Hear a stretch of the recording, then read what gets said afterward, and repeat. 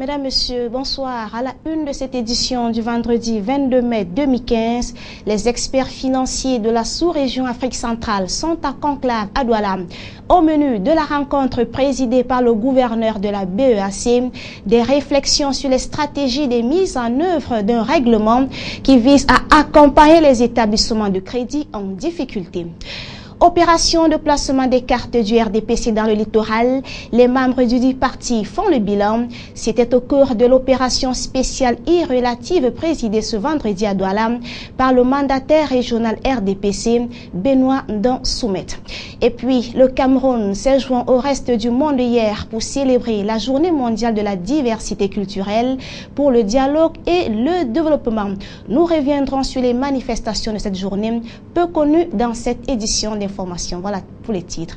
Bienvenue à tous au journal Sucam News 24. Les experts financiers de la sous-région Afrique centrale réfléchissent sur les stratégies de mise en œuvre d'un règlement qui vise à accompagner les établissements de crédit en difficulté. Le dit règlement était au centre d'un séminaire organisé ce 22 mai 2015 à Douala par la Commission bancaire de l'Afrique centrale. Il a été présidé par le gouverneur de la Banque des États de l'Afrique centrale, Luka Abaga Ntchama. Le point avec Apollinaire Zobenbon et Josué Ngonga. La crise financière internationale survenue en 2007 a attiré l'attention des structures bancaires de la nécessité qu'il y a à mettre sur pied un cadre de résolution des crises des établissements de crédit en vue d'assurer un dispositif de supervision bancaire plus efficace. C'est dans cette optique que la Commission bancaire de l'Afrique centrale, la COBAC, a regroupé ce 22 mai 2015 à Douala toutes les grandes structures bancaires de la sous-région Afrique centrale, les représentants des établissements des microfinances, les hauts magistrats de la Cour de justice de la SUBAC, les universitaires et les commissaires aux comptes des établissements de crédit afin de plancher sur le règlement relatif au traitement des établissements de crédit en difficulté.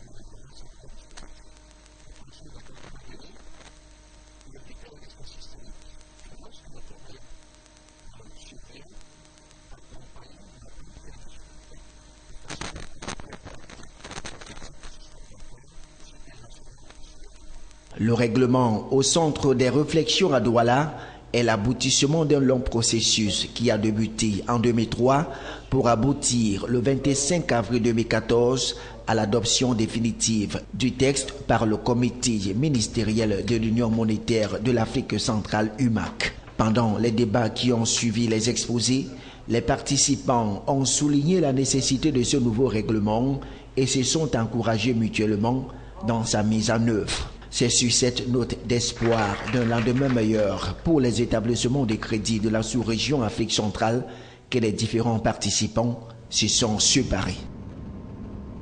En politique, placement des cartes du RDPC dans le littoral, les membres du dit parti font le bilan. L'opération spéciale et relative a été présidée ce 22 mai à Douala par le mandataire régional RDPC, Benoît Ndong Soumet, qui n'a pas omis de rappeler ses camarades à l'ordre pour le bon fonctionnement de la dite opération. Divinapi et Benoît Ndong. C'est sous un temps serein que le mandataire régional a mis en garde tous ses camarades qui auront des tendances indisciplinaires au sein du parti. Il entend préserver la paix pour le bon fonctionnement du parti au pouvoir, suivant la circulaire du secrétaire général du comité central du RDPC. Jusqu'ici, les travaux effectués sont tout de même appréciables.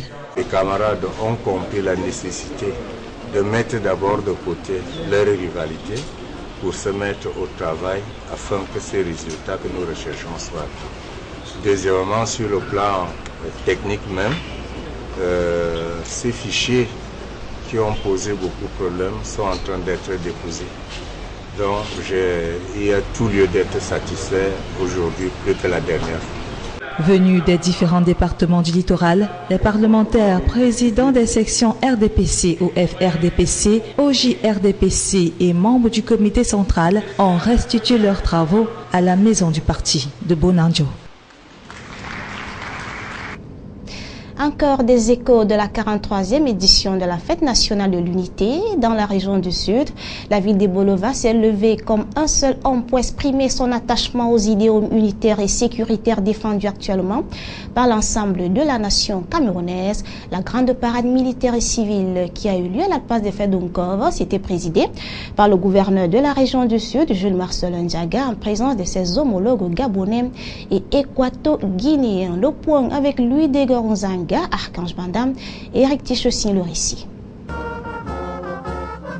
En cette 43e édition de la célébration de l'État unitaire à Bolova, les forces de défense, les populations, les structures scolaires et formations, des associations et des partis politiques représentés à l'Assemblée nationale n'ont pas caché leur enthousiasme patriotique au moment où le Cameroun fait face à la secte terroriste Boko Haram et n'entendent pas remettre en cause son unité. Le défilé présidé par le gouverneur Jules Marcel Ndiaga a été relevé par la présence de Jean-Gustave Mvian Obiang, gouverneur de la province du Wollentem au Gabon, et de Balthazar Mbana et Sono et Antoine Jué et Bono, respectivement gouverneurs des provinces de Nkentem et Littoral en Guinée équatoriale. Le défilé civil qui a vu passer 70 structures scolaires et de formation, les organisations des jeunesses et associations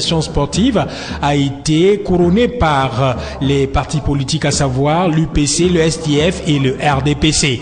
La parade militaire pédestre et motorisée a drainé dans sa phase 9 détachements et 25 carrés des forces de défense et de sécurité.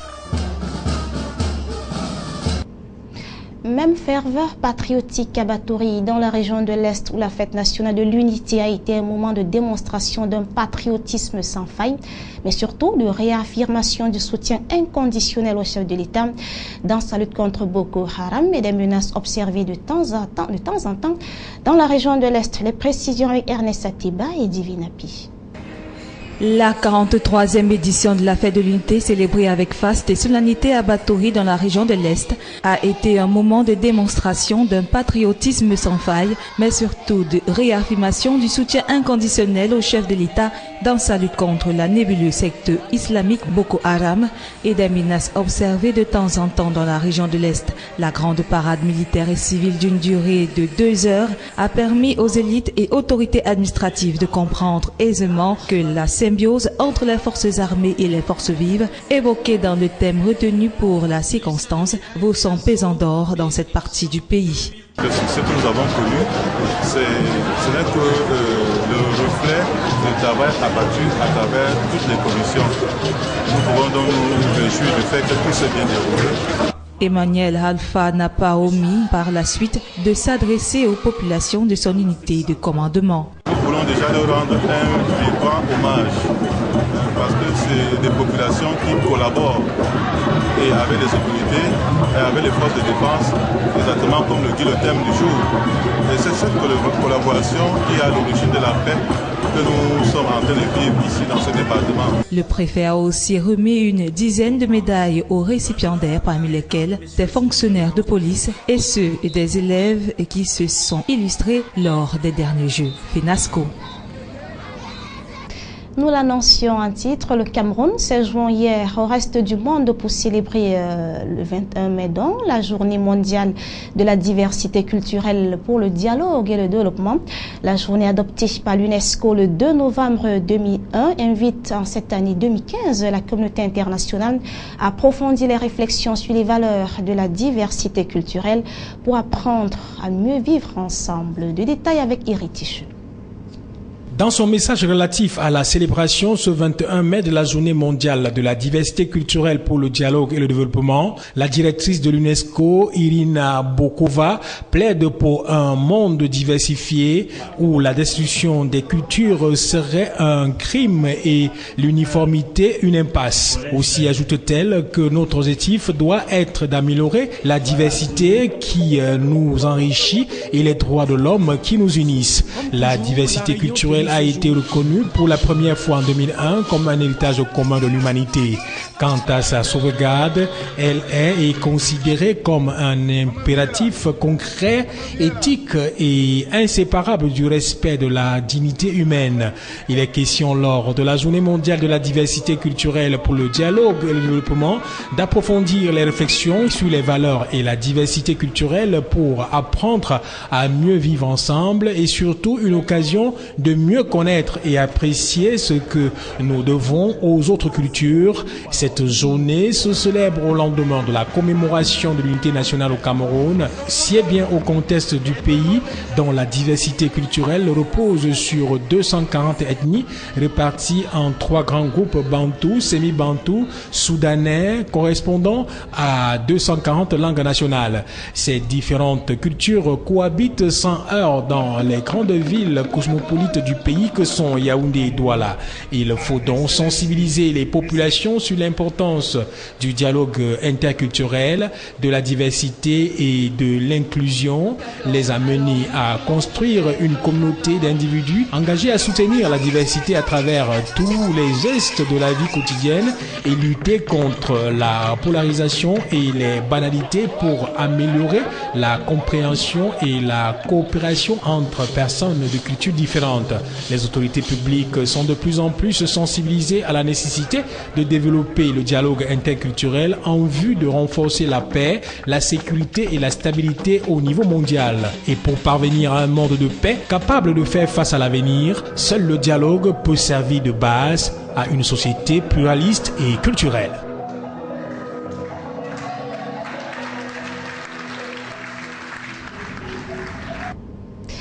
Et puis cet accord de partenariat économique, la reconnaissance mutuelle des qualifications professionnelles en débat, sous l'égide du ministère de l'économie, de la planification et de l'aménagement du territoire, un atelier d'élaboration de la position nationale du Cameroun relative au cadre de coopération sur la reconnaissance mutuelle des qualifications professionnelles avec l'Union européenne pour le commerce des services et l'investissement dans l'accueil de partenariats économiques s'est ouvert donc hier à Yaoundé.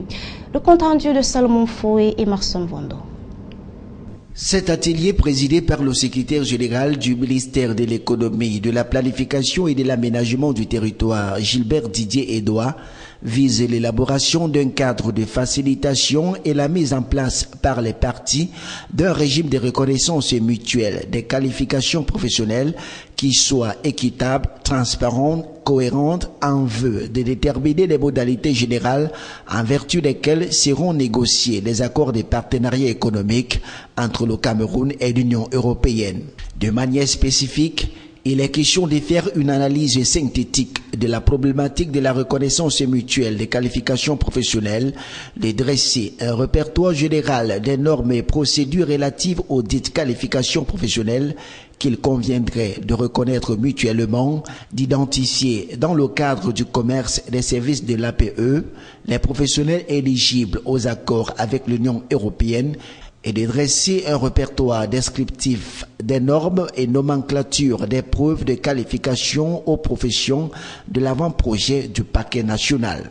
En outre, les participants auront à cœur de faire le diagnostic du cadre juridique de la reconnaissance mutuelle des qualifications professionnelles entre le Cameroun et l'Union européenne et élaborer l'avant-projet de l'accord cadre de coopération avec l'Union européenne sur l'encadrement du processus de reconnaissance des qualifications dans le cadre du commerce des services et des investissements encadrés par les APE. Ces travaux qui se déroulent en session plénière devraient permettre aux Camerounais de compétir à armes égales sur la base de l'équivalence des diplômes avec leurs homologues européens dans l'espace européen.